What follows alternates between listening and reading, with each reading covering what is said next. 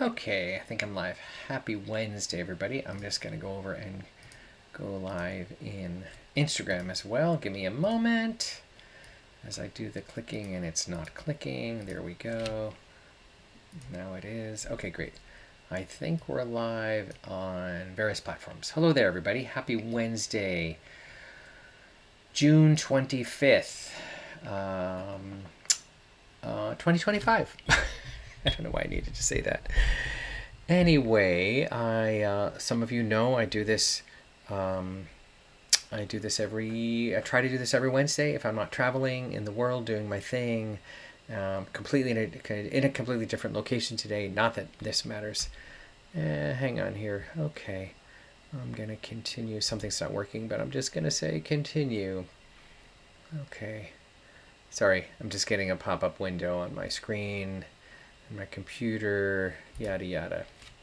Okay, now I'm getting a spinning disc. Okay, I think we're good. So here we go. I'm going to make this pretty brief. I need to run to an appointment, not that any of this matters to you.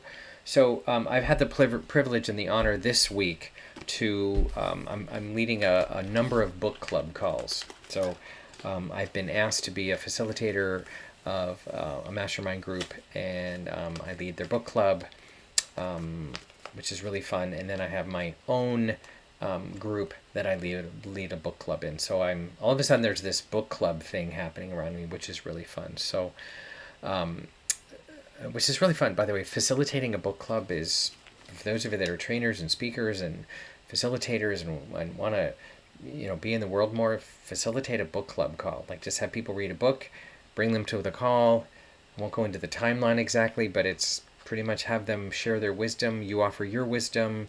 You co-create learning together, and people are in community and in conversation about something that matters to them, right? Usually I give people the book to read, of course. So this month's book in both of these book clubs this week has been the book Atomic Habits. Now I know I'm late to the party. For those of you that are in the personal growth space, you're like, Rick, this is you're 5 years behind or whatever. This I think is 2021 is when he published this. So I've heard about it, and I bought it 4 years. It's a classic case. I bought it 4 years ago, but I never read it, and then I recently read it for the book club.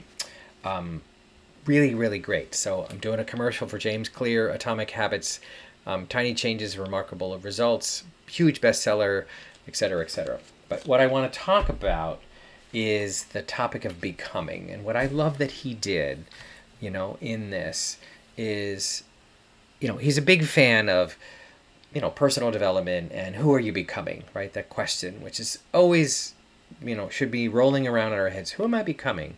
And, who do I want to become? And what am I doing to become the person I want to become? And that's where the habits come in is, the habits come in with the, what are my behaviors and what are my thought patterns that actually push me or point me or pull me in the direction of who I want to become, right?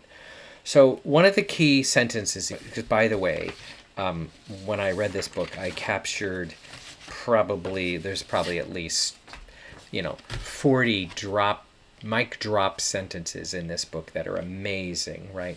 So I'm just going to read a couple of them in the lane of this becoming conversation, right? And just reflect on them, and just some of them are a little confronting, like, oh gosh, right? I realize I'm not aware of that. So what I love about a book like this, he's bringing awareness to the human condition and how we create our own realities and what are the habits that point our life in the direction of what we want, rather than we just sit around and hope and wish and all that other stuff. So here's the sentence that I want to talk about related to the habit context. I realized there's something I want to say before. He really does a great job, and I wrote this down. I want to make sure. So he makes a great distinction between identity-based habits and outcome-based goals, right? Outcome-based goals, like I want to, be a millionaire by 50 or 30 or whatever it is, or I want to lose 20 pounds, in the next month. He's all in on the goal thing. But he's a bigger fan of making choices or having habits that feed into who you want to become, right? And that's a very different conversation. Like it's an identity You're living into an identity, and that the habits will stay with us, and you'll be more committed to them because you're committed to and interested in becoming this person who, and that's an identity conversation, right? I am a person who, and you fill in the blank, and then the habit will back that up. So it should begin with the end in mind of, who do I want to become? Who am I becoming? Who do I want to be known as? Who do I want to, that's the being. That's that human being part. I'm a person who, I'm a person who believes in, designing my life the way I want, and I'm a person who believes in, or I'm a person who is committed. And then of course the habits will fill that in. So for some of you, the world of values, it's in the values conversation. I'm a person who has a value called this, and here's the behaviors that match it, right? So identity-based habits versus outcome-based goals. Many, many, many, many people in the world live in the goal territory, right? I want this goal, and when I reach that goal, check the box, right? And he's a fan of, there's no arrival, of course, in life. We all know this. There's no arrival, because as soon as you reach a goal, there should be a next goal, and there's the next level, and there's the next level, and there's the next level. But he focuses a lot in this book on the identity you want to be, or who do you identify as? And I love this phrase. He says it 1,000 times in the book. I'm a person who, and fill in the blank. Okay, so you're welcome to kind of ponder that question and even put it in the chat here if you want. So Jeff Jacobson's here. There you are. Look at that. Hello, Mr. Jacobson. Nice to see you here. And Jeff Grant. Yeah, feel free to write comments in here. I can see, I can't see all the platforms all at the same time, but I think I'm on 4 different platforms right now, which is an amazing technology. Thank you, Ecamm. Okay, so here's the one that I grabbed me the most. Well, actually, many of them grabbed me the most. This is the one that I want to read first.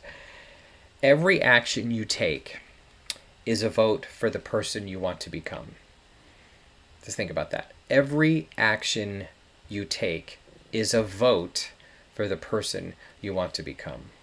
It's very confronting. It's like, the action I took today is a reflection of who I'm going to become. That's another way to say it, right? So when you think about your habits, and you think about your doing, and you think about your daily behaviors, they are all pointing you in the direction of who I'm becoming, right?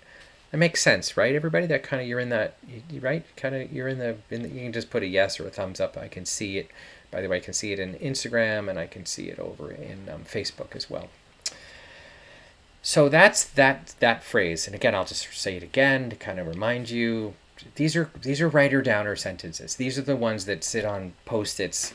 I sit on Post-its on my computer, right? I have Post-its everywhere. They sit, it's like, oh yeah, right, just to remind me, right?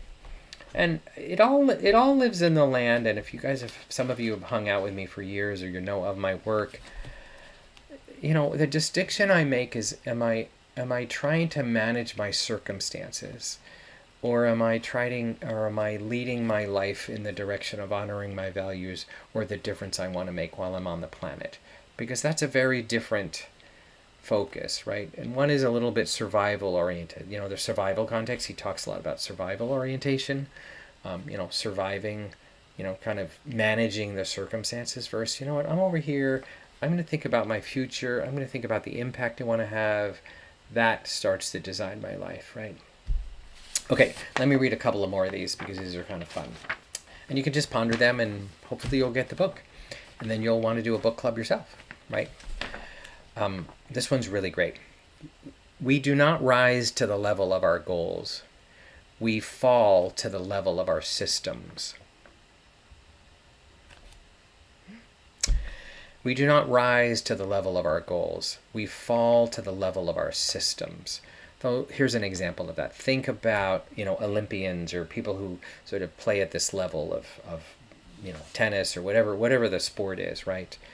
What's the system they have in place to, of course, win the game or win the tennis match, right? Their systems, the consistency of working out every day, the consistency of hitting tens of thousands of tennis balls, if that's right, and that becomes the habit, right? And what is the system in place to actually reach that goal of winning Wimbledon? So there's an example of that, right? Number 3, because I've done the number 3. Habits are the compound interest of self-improvement. Habits are the compound interest. You know the concept of compound interest. You know money compounded daily? Same concept for habits. Habits are the compound interest of self-improvement. Just love that concept, right? Love this one. Number 4, you should be far more concerned with your current trajectory than with your current results. Isn't that interesting? Where to focus your attention, right? You should be far more concerned with your current trajectory, meaning the trajectory of where my life is going, who am I becoming, than with my current results. Like my result today of I want to lose a pound of weight or something. Like this, what is the system that is going to take me on the trajectory of wanting more energy, right? Which, of course, losing weight creates more energy. So those are examples, right? Next one, and this is a great distinction. He's inclusive of goals, so he doesn't throw goals under the bus, right? Goals are good for setting a direction, but systems are best for making progress. And when I say systems, and he talks a lot about it in the book, what is your daily system of working out? What is your daily system of your business life? What is your daily system of, if you're an entrepreneur, generating your next level of income? What is your system in place to keep your business going, if you will, right? And, we all know this. Companies have systems, organizations have systems, so it's not a foreign, but I don't think we think of ourselves individually as systems, right? So that's that one. Goals are good for setting direction, but systems are best for making progress, right?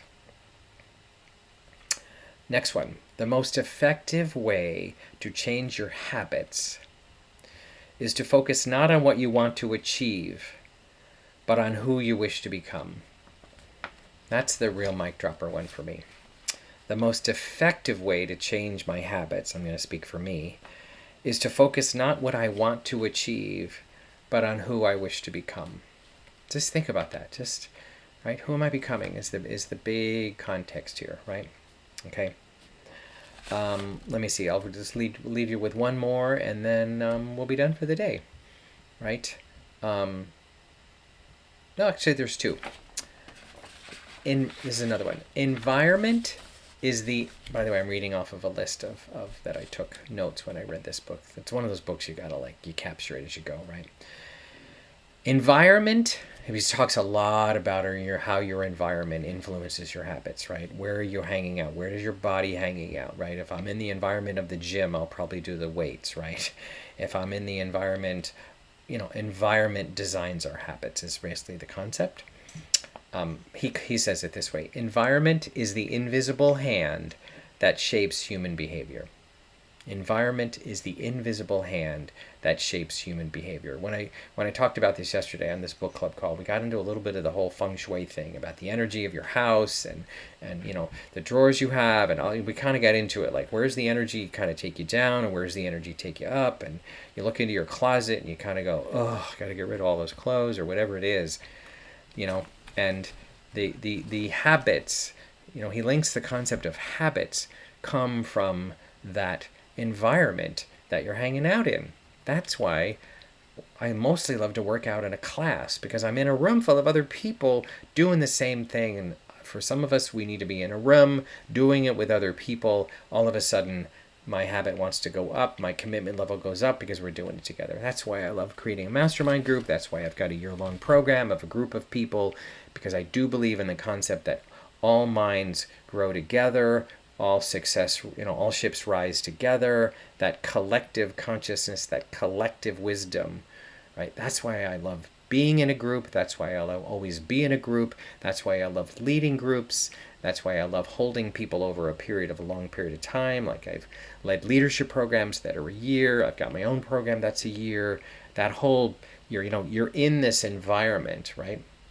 Of course, everybody's like, well, we're not in the same room together. Well, we can do it through Zoom a lot these days. There's a lot of Zoom, I'm not going to go into that. Y'all know how that works now. So that's the good news. We can all be connected now. Thank you, technology.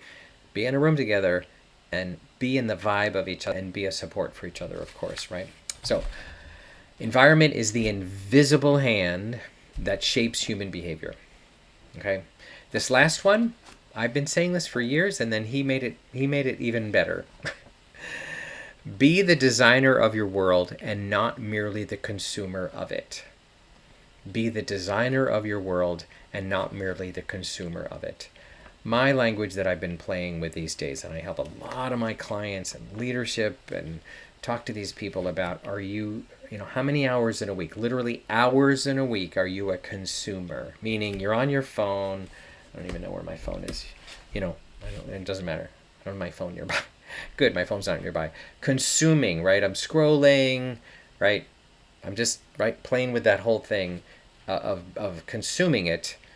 But I got to flip it, and I help people put their work into the world. You got to flip it, and now I'm a creator. So my distinction, by the way, is, am I a creator or am I a consumer? And literally, how many hours in a week am I a consumer and a creator? And I want to add another role that we play a lot in our week. And this one is, there's no judgment in this. This is just awareness of, right? Manager.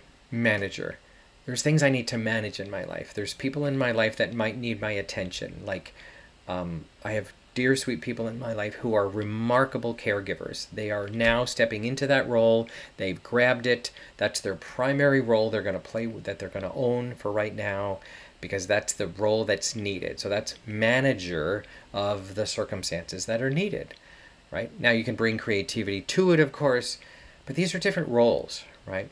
So, this last one that he talks about is, are you a designer? Are you, that's the role. Are you designing your world? Or are you just merely a consumer? Are you a consumer of your world or the world, right? And to be really clear, well, I don't know if this is clear. Thank you, James Clear. I just said James Clear. To be really clear, I'm in the leadership development space, and, leadership for me, the definition of leadership of people who are aware and conscious that they are absolutely co-creating their world, right? They are aware that they are a co-creator of their world, and they're responsible with it, they're responsible for it, and they're eager to understand how to change it if it wants to be changed. That's leadership, right? And so the distinction for me inside of that is, it's actually, I don't want to say harder, but it takes another level of thinking and consciousness to be a leader of your world, because we're all leaders of our world. If you think about it, I'm always having an impact on my world, so I'm a leader. That's in my other definition of leadership, is one who knows and understands their impact, right? I'm having an impact. It's more challenging, or it takes another level of effort, consciousness, whatever word you want to use, to create than it does to just exist, right? And I've done this a lot in corporations over the years to train the distinction between managership and leadership. Managers tend to manage what is, and they dance with the circumstances as they're happening, totally needed.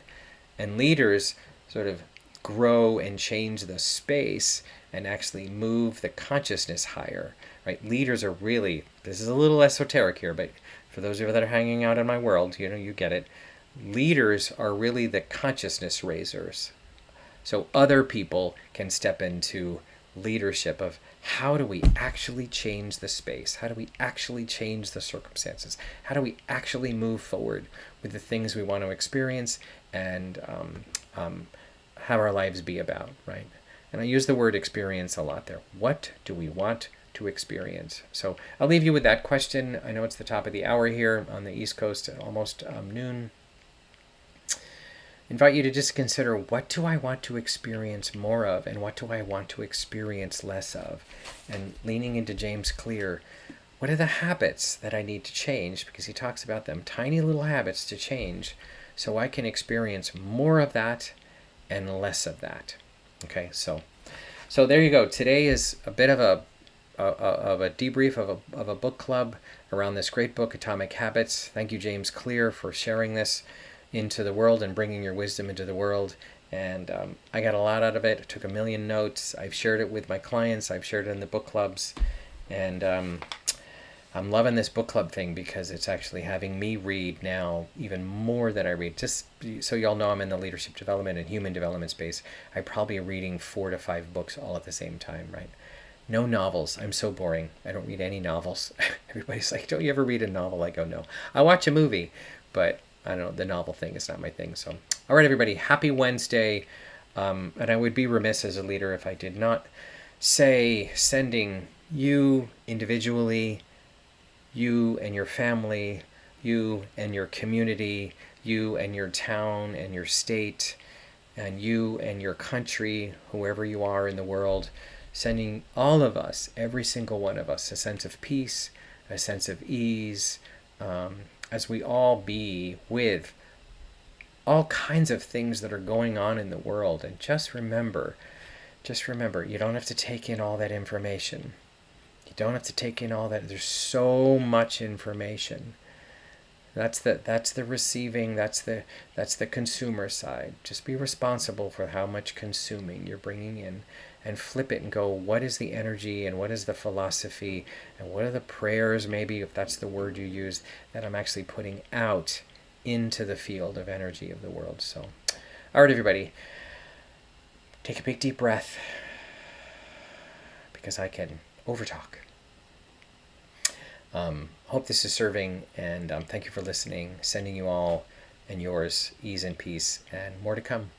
Be well, and thanks for listening. Have a great rest of your day. Bye.